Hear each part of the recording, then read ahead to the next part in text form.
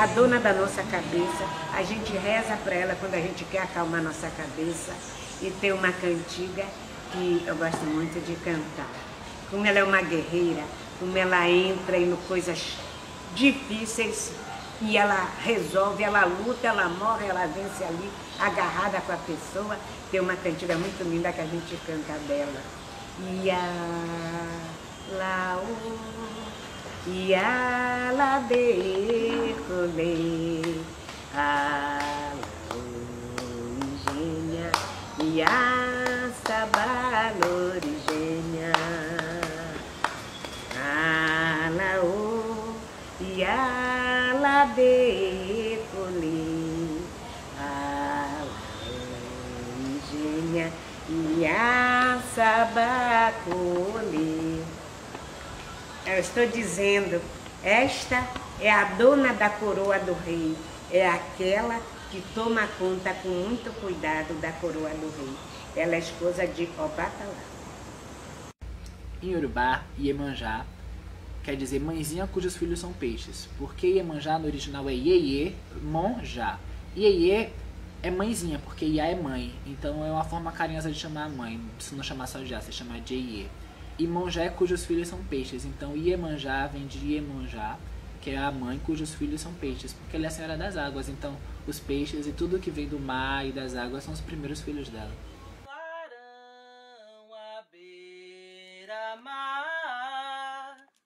vejo mamãe Iemanjá, dona das águas, tu és mãe, ó Janaína Odoiá. Dizem que Iemanjá morava sozinha lá no Ouro. Lá ela comia, lá ela se banhava e não tinha ninguém para conversar. E ela se sentia muito triste porque Iemanjá tinha muita vontade de ter uma família. Então um dia o Olodumaré falou para ela: Iemanjá, está na hora de você se casar e ter filhos.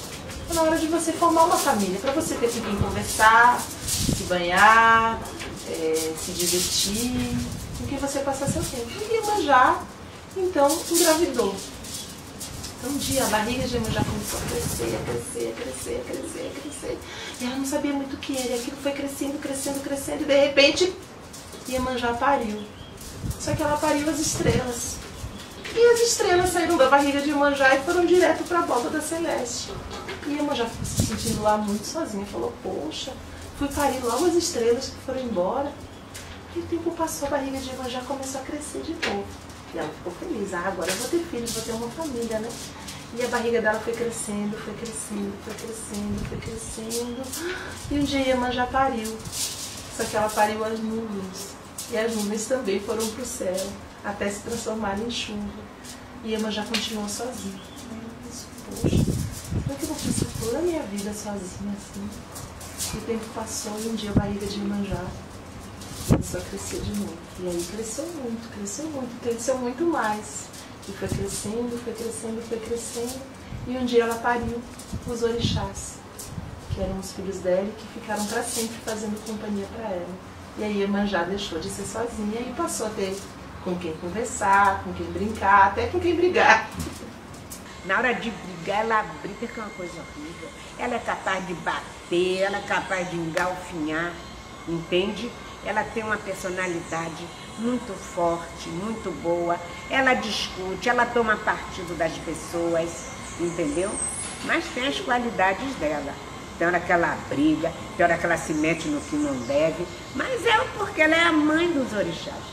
Iemanjá primeiro pariu dia e a noite, depois pariu Exu e Ogum, depois pariu Oxóssi, ela pariu Xangô, ela pariu Dadá, ela pariu Adiacá, ela cuidou de Omolu, ela pariu Orixabi, ela pariu a água doce e água salgada, ela pariu a Gê, que é o orixá da riqueza, ela pariu Urugã, que é o orixá do ar. Então, ela pariu muitos orixás que fazem parte do nosso cotidiano. Ela era casada com Oxalá, que é o Senhor do Branco, é um dos orixás mais velhos. E aí, quando Olorum, que é Deus, foi dizer o que cada orixá iria cuidar, Ogum ficou com os ferros, o Senhor dos Metais, Oxóssi a caça, Oxalá o Senhor do Branco, da parte do universo do ar, Yansan a Senhora dos Ventos, Xangô o Senhor do Fogo, Exu é o movimento, a comunicação. E aí Iemanjá ela ficou para poder cuidar da casa, cuidar de Oxalá, que é o Senhor do Branco, e ficou para cuidar dos filhos. E aí ela achava muito injusto, porque Yansan ela tinha os ventos, Xangô tinha o fogo e ela não tinha nada relacionado à natureza. Simplesmente o lá para ela não era suficiente. E aí ela ficou enchendo muito a paciência de Oxalá o tempo todo questionando o porquê. E de tanto questionar, acabou que ele teve um surto e ficou um pouco fora de si. Teve um... Como é que eu posso falar isso? Um problema mental. E aí ela ficou preocupada, percebeu a besteira que ela tinha feito e aí ela começou a cuidar dele e cuidar com muito amor. E aí ela conseguiu curar. Quando ele se viu curado, ele foi pedir a Deus, porque ele foi o primeiro a deixar ser criado por Olorum, para poder deixar Iemanjá tomar conta de todas as cabeças, não só porque ela foi capaz de cuidar dele, então ela passaria a cuidar de todo mundo. E aí foi quando Iemanjá ganhou o título de Auri, é mãe, e Uri é a cabeça, que é a mãe de todas as cabeças. E aí a gente pede a Iemanjá para tomar conta, para nos dar equilíbrio, nos dar sanidade, e tudo que é relacionado ao mental é Iemanjá. Quando é uma cabeça no sentido físico, é outro orixá, Ogum. Mas tudo que é no sentido mental, psicológico, é Iemanjá que é responsável. Iemanjá é uma mulher que tem classe para se vestir. Ela não vai escolher o mais rico, mas vai escolher uma coisa boa, uma coisa de classe, de bom gosto. Ela é sóbria nos seus adornos. Ela é muito da mandona. Ela quer ser a dona do pedaço, mas assim, com os humanos, com as pessoas. As pessoas que são de Iemanjá, ela tem uma coisa muito dela. Às vezes ela toma partido das pessoas, sabe? Toma partido de determinada coisa. E às vezes elas ajudam muito, principalmente a compreender. Mas ela tem uma coisa, quando ela tem de falar, que ela tem que brigar, ela briga, ela chora, mas briga. Às vezes, aí tudo que ela diz, ela fala. Não conte segredo a ela não, viu? Porque às vezes você conta um segredo pra ela, ela sai dali, aí ela vê um amigo e diz assim, vem aqui que eu tenho uma coisa pra te contar, não conte a ninguém. É muito, que sabe muito bem o que ela quer, mas ela também é muito sensível, ela fica muito... não estou falando aqui baseada assim na religião, porque eu não sou, né? Essa ideia mesmo que eu tenho dela é de uma mulher muito decidida. Ela é mãe de vários orixás, então as mães geralmente são mulheres, né, muito decididas e tal, que sabem o que querem. Mas eu vejo também essa coisa dela ser muito sensível, né? Dizem que o mar foi feito das lágrimas de Iemanjá, né? Tem alguns contos. Por isso que o mar é salgado, as nossas lágrimas também. Então, ao mesmo tempo, né, ela é muito sensível, ela percebe muito o que está acontecendo com a gente. E ela cuida, ela protege, ela traz para perto, ela ama, né?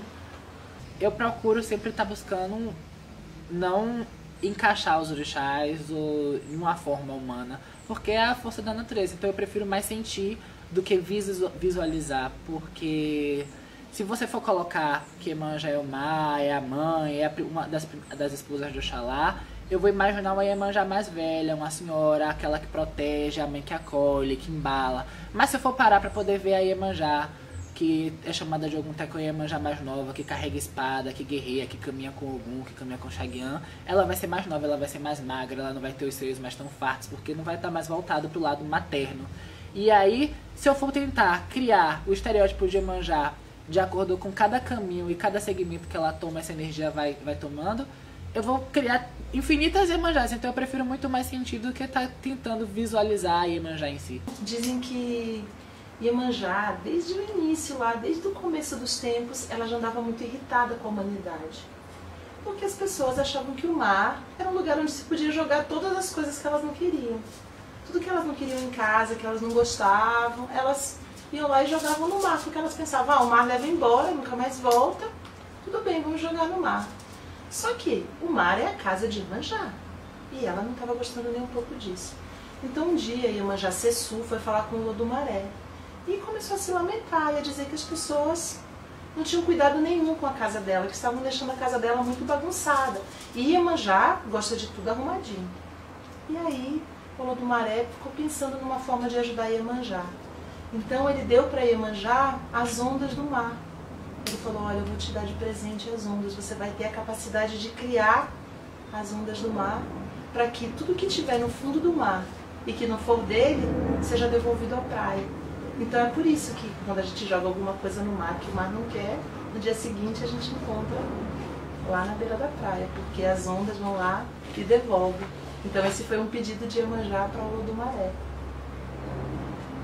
As ondas do mar.